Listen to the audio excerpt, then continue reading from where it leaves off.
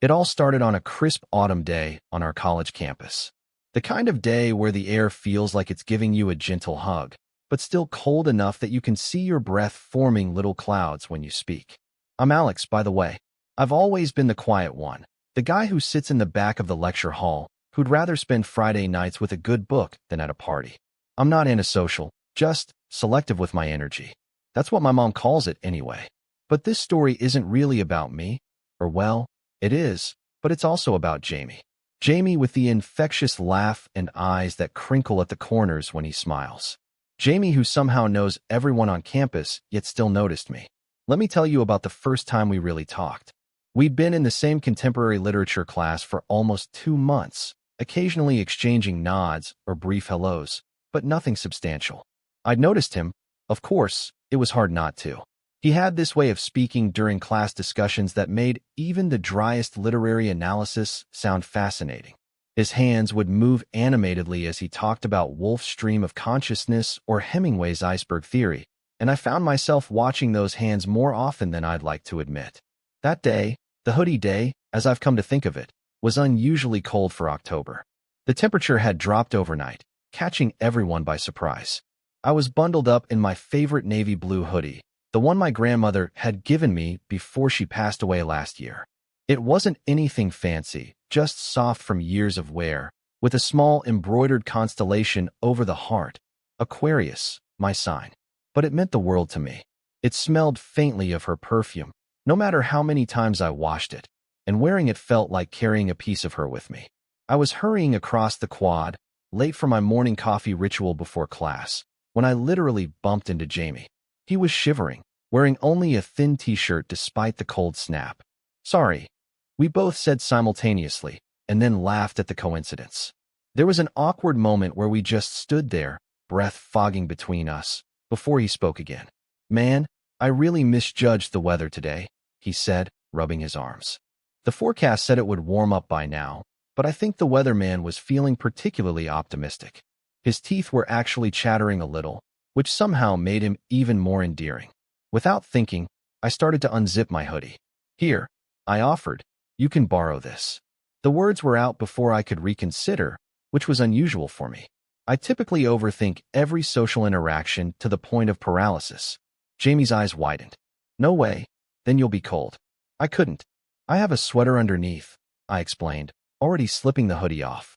And I'm always hot anyway. My roommate calls our dorm the sauna because I keep turning the heat down. He hesitated for just a moment before accepting it with a grateful smile. You're a lifesaver, Alex. The fact that he knew my name sent an unexpected thrill through me. As he pulled the hoodie over his head, his t-shirt rode up slightly, revealing a sliver of stomach that I pretended not to notice. When his head emerged, his usually perfect hair was adorably mussed. It looks better on you than it does on me, I said, immediately regretting the words. Was that too flirty? Too obvious? But Jamie just grinned, running his hands over the soft fabric. This is seriously the most comfortable hoodie I've ever worn.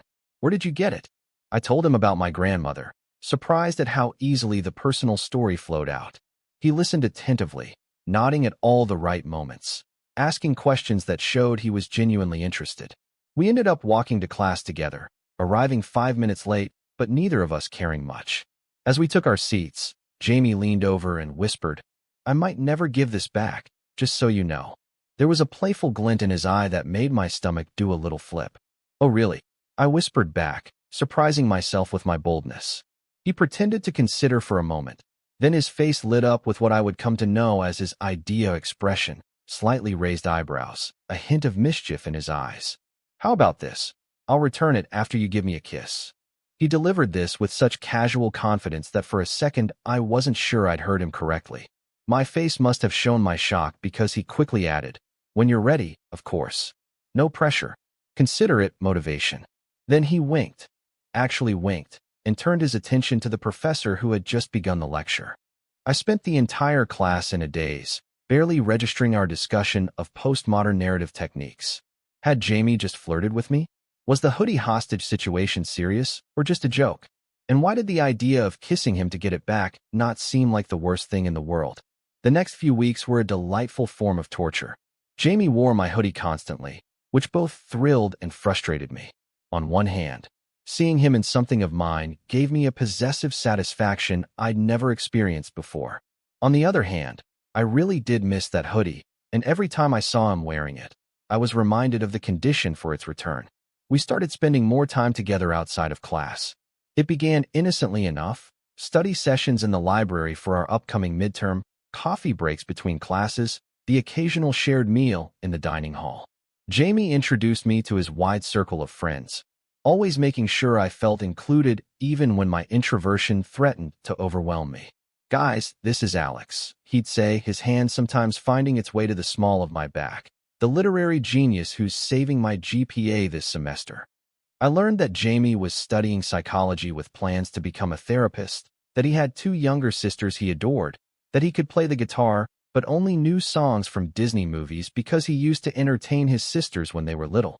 He was allergic to strawberries, hated horror films but watched them anyway, and had a habit of running his hand through his hair when he was thinking deeply about something. In turn, I shared parts of myself I rarely revealed to others. My dream of becoming a writer, my complicated relationship with my father who didn't understand why I chose literature over business, my collection of vintage typewriters that I'd started when I was 12. Jamie listened to everything with genuine interest, never making me feel like my passions were trivial or strange. "You should show me your writing sometime," he said one evening as we walked back from the library, stars twinkling above us in the clear autumn sky. He was wearing my hoodie, as usual, hands tucked into its pockets. "Oh, I don't know," I hedged. "It's not very good." "I bet that's not true," he countered. "Besides, I'm not offering to be your critic. I just want to know more about what makes you tick." He bumped his shoulder against mine playfully. "What worlds are you creating in that thoughtful head of yours?" The way he looked at me then, with such open curiosity and warmth, made me want to share everything with him. But before I could respond, we were interrupted by a loud group of students heading to a party. Among them was Ethan, a charismatic theater major who immediately called out to Jamie. "James, man, we've missed you at the last few gatherings. You coming to the Halloween party next week?" Ethan's gaze shifted to me, then back to Jamie with a knowing smile. "Bring your friend, of course." "We'll see," Jamie replied noncommittally. "I've been busy with midterms and stuff." Ethan stepped closer, lowering his voice, but not enough that I couldn't hear. "Diego's been asking about you, by the way. I think he's hoping you'll show." Something cold and unpleasant settled in my stomach at these words. Diego was a ridiculously attractive exchange student from Spain who had most of the campus, regardless of gender, sighing whenever he walked by. I'd seen him and Jamie talking animatedly at the campus coffee shop once, Jamie laughing at whatever charming thing Diego had said. "Tell Diego I said hi, but no promises about the party," Jamie replied easily. He glanced at me, perhaps noticing my discomfort, and added, "Alex and I have plans to watch the director's cut of Lord of the Rings that night, don't we?" We had made no such plans, but I nodded anyway, grateful for the fictional excuse and the implied preference for my company over Diego's. After Ethan and his group continued on their way, Jamie turned to me with a slight frown. "You okay? You got quiet all of a sudden." I shrugged, trying to appear nonchalant. "I'm fine, just tired. And you don't have to skip the party for me, really." I'm sure Diego would be disappointed. I couldn't quite keep the edge out of my voice when I said the name. Jamie stopped walking and turned to face me fully. "Are you jealous?" he asked, but not in a mocking way. His tone was gentle, curious. "No," I lied, then immediately sighed. "Maybe a little. I don't know. It's stupid." "It's not stupid," he said softly. "And for the record, Diego and I are just friends from Spanish club. He's actually seeing someone from his economics class." He paused, then added with a small smile. "Besides, I'm not the one who gets to decide who I return this hoodie to, remember? That condition was pretty specific." The reminder of our ongoing arrangement sent a flutter through my chest. "Right," I managed to say. "The kiss." "The kiss," he echoed, his eyes dropping briefly to my lips before meeting my gaze again. For a moment, I thought he might lean in, right there under the stars with the distant sounds of campus life around us. But instead, he just smiled and continued walking. "Come on, it's getting late. I'll walk you back to your dorm." That night, lying in bed, I couldn't stop thinking about Jamie, about his easy confidence, his kindness, the way he'd looked at me when we talked about the kiss. I was falling for him, I realized with a mixture of excitement and terror. And based on the hoodie situation and everything else, there was at least a chance he was falling for me too. The Halloween party ended up being the turning point. Despite Jamie's made-up excuse about Lord of the Rings, we did actually decide to go together. I wasn't much for parties, but Jamie promised we could leave whenever I wanted, and something about the idea of facing it with him by my side made it seem less daunting. I went with a simple costume, Clark Kent, with a Superman t-shirt visible beneath a partially unbuttoned dress shirt, fake glasses completing the look. Jamie, on the other hand, went all out as Peter Pan, complete with a green tunic, pointed hat, and, yes, my blue hoodie modified to look like a shadow attached to his feet. "Look," he'd said when he picked me up, spinning to show off his creation. I found a way to wear the hoodie without it being obvious that it's the hoodie. Very creative. I laughed, touched that he'd incorporated my hoodie into his costume rather than just wearing something else for the night. The party was in full swing when we arrived at the off-campus house where it was being held. Music pulsed through the rooms, colorful lights flashing as costumed students danced, talked, and played drinking games. Jamie kept close to me, introducing me to people, but always checking in with subtle glances to make sure I wasn't feeling overwhelmed. We were in the kitchen, mixing drinks, when Diego appeared, dressed as a matador in a fitted outfit that showcased exactly why half the campus was infatuated with him. "Jamie," he exclaimed, pulling Jamie into a quick hug. "And you must be Alex. I've heard so much about you." His accent made even this simple greeting sound exotic and charming. "All good things, I hope," I replied, trying to match his friendly tone despite my lingering jealousy. "The best things," Diego assured me with a warm smile. "Jamie talks about you constantly. It's always Alex this, Alex that. Very sweet, actually." He winked at Jamie, who was suddenly very focused on pouring his drink. "Diego," Jamie warned, but he was smiling too, a slight blush visible even in the dim kitchen lighting. "What? I'm just being honest," Diego protested innocently. "Anyway, I wanted to thank you for your help with my presentation last week. Professor Martinez was very impressed." He turned to me. "Jamie helped me practice my psychology presentation in English. My academic vocabulary is still, how do you say it, a work in progress." "It was nothing," Jamie insisted. "Your English is better than my Spanish any day." They chatted for a few more minutes before Diego was called away by his boyfriend. As he left, he leaned in and said something to Jamie in Spanish that made Jamie laugh and shake his head. "What did he say?" I asked, curiosity overcoming my manners. Jamie took a sip of his drink before answering. "He said I should stop being a coward and just kiss you already, because apparently my pining is doloroso, painful, to watch." My heart practically stopped. "Oh," was all I could manage. "Yeah," Jamie said, suddenly looking nervous, which was unusual for him. "Listen, Alex, about the whole hoodie thing." But before he could finish, we were interrupted by a group of Jamie's friends calling us to join a game of Halloween charades in the living room. The moment was broken, and though I tried to catch his eye throughout the game, Jamie seemed distracted, laughing a bit too loudly at the antics around us. As the night wore on, the party grew more crowded and louder. I was starting to feel the familiar tightness in my chest that signaled my social battery was running dangerously low. Jamie noticed, he always noticed, and suggested we get some air. We slipped out onto the back porch, which was mercifully empty, the cool October night a welcome relief from the stuffy house. "Better?" Jamie asked, leaning against the porch railing beside me. I nodded, taking a deep breath. "Much. Thanks for noticing." "Of course," he said simply, as if it was the most natural thing in the world to be attuned to my needs. Maybe for him, it was. We stood in comfortable silence for a few minutes, looking up at the stars visible between patches of clouds. The music from inside was muffled out here, creating a sense of intimacy, as if we were in our own little bubble. "I meant what I said earlier." Jamie finally spoke, his voice soft. Or what I was about to say before we got interrupted. "About the hoodie thing." He turned to face me, his expression serious in a way I hadn't seen before. "It started as a joke, you know? Just a silly, flirty comment. But then I realized I really did want to kiss you. Not for the hoodie, just because you're you." My heart was hammering so hard I was sure he could hear it. "I want to kiss you too," I admitted, the words coming out barely above a whisper. Jamie's eyes widened slightly, as if he hadn't actually expected that response despite everything. Yeah, yeah, I confirmed, finding courage I didn't know I had. I have for a while now. He moved closer, one hand coming up to rest lightly on my waist. So what's been stopping you? I laughed softly.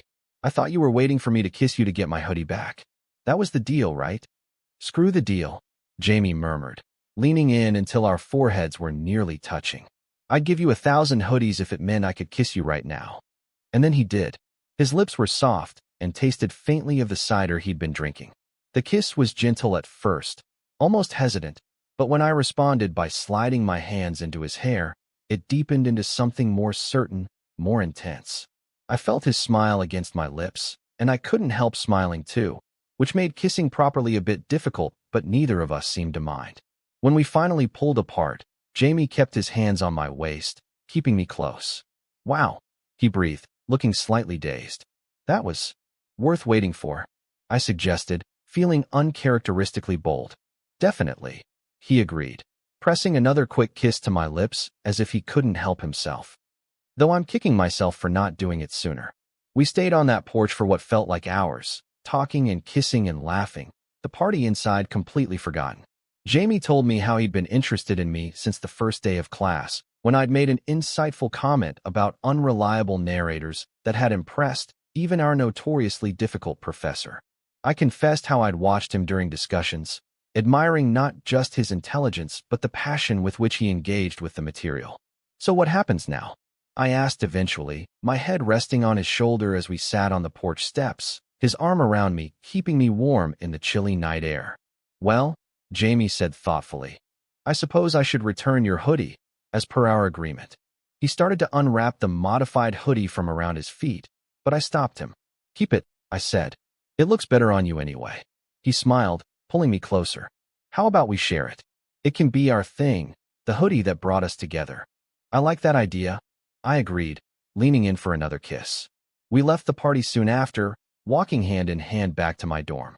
There was a new easiness between us now, the tension of unspoken feelings replaced by the comfortable certainty of mutual affection. When we reached my building, Jamie kissed me goodnight with a tenderness that made my knees weak. I'll see you tomorrow, he asked, still holding my hand. Definitely, I promised. Coffee before class. It's a date, he confirmed with a grin. A real one this time. As I watched him walk away, still wearing my hoodie as part of his Peter Pan costume, I couldn't help but smile. Who would have thought that a simple act of kindness on a cold autumn day would lead to this? That the hoodie I treasured for its connection to my past would now also symbolize the beginning of something new and wonderful? The weeks that followed were like something from a dream. Jamie and I fell into a relationship that felt both exciting and comfortable, as if we'd known each other for years instead of months. We studied together, went on proper dates, and spent countless hours just talking, discovering all the little details that made us who we were. He introduced me to his favorite psychology podcasts. I shared my collection of first edition novels. We debated the merits of different coffee brewing methods, argued good-naturedly about film adaptations of books, and stayed up late into the night, discussing everything from philosophy to our childhood memories. The hoodie became a shared possession, passing between us like a token of affection. Sometimes I'd wear it to class, only to have Jamie playfully steal it from me later that day. Other times, he'd show up at my door wearing it, claiming he needed the Alex essence to help him through a difficult exam. My roommate, Marcus, started keeping a tally of who had the hoodie each day, joking that it was the most committed relationship he'd ever witnessed. You guys realize you could just buy another hoodie, right? Marcus pointed out one evening as Jamie and I cuddled on my bed, watching a movie on my laptop. I was wearing the hoodie at the time, though Jamie's hand was tucked into one of its pockets, our fingers intertwined. Where's the fun in that? Jamie replied, giving my hand a squeeze. Besides, this one's special. And it was. Beyond its connection to my grandmother, the hoodie now carried memories of our relationship. Our first kiss at the Halloween party, the time we got caught in a sudden downpour and had to share it as a makeshift umbrella, the night Jamie wore it to meet my parents for the first time, nervous but determined to make a good impression. That's not to say everything was perfect. We had our disagreements, our moments of insecurity. I sometimes worried that Jamie, with his outgoing nature and wide social circle, would eventually grow tired of my more reserved personality. He occasionally felt that I was keeping parts of myself hidden, still hesitant to be fully vulnerable. But we talked through these fears, learning to communicate in ways that made us both feel heard and valued. One night, about 3 months into our relationship, we were lying on the floor of Jamie's dorm room, a playlist of soft indie music playing in the background. His roommate was away for the weekend, giving us a rare opportunity for complete privacy. The hoodie was draped over both of us like a small blanket as we pointed out shapes in the glow-in-the-dark stars Jamie had stuck to his ceiling against dorm regulations. "That one looks like a dolphin," I said, pointing to a cluster of stars near the corner. "I see it," Jamie agreed, then shifted to look at me instead of the ceiling. "Hey, can I ask you something?" There was a seriousness in his tone that made me turn to meet his gaze. "Of course. Are you happy? With me, I mean. With us." The question surprised me. "Of course I am. Why would you think otherwise?" Jamie shrugged, his fingers absently tracing patterns on my arm. "No reason, really. Sometimes I worry that I pushed you into this. With the whole hoodie hostage situation and everything." I couldn't help but laugh. "Jamie, you didn't push me into anything. If anything, that ridiculous condition gave me an excuse to do what I already wanted to do. Which was, be with you," I said simply. "Kiss you. All of it." He smiled, but there was still a hint of uncertainty in his eyes. "It's just that you're so important to me, Alex. More than I expected. More than I've felt for anyone before. And sometimes I get scared that I'm more invested than you are." The vulnerability in his admission touched me deeply. Jamie, who always seemed so confident, was sharing his insecurities with me, trusting me with his fears. In that moment, I realized I needed to do the same, to be as brave as he was being.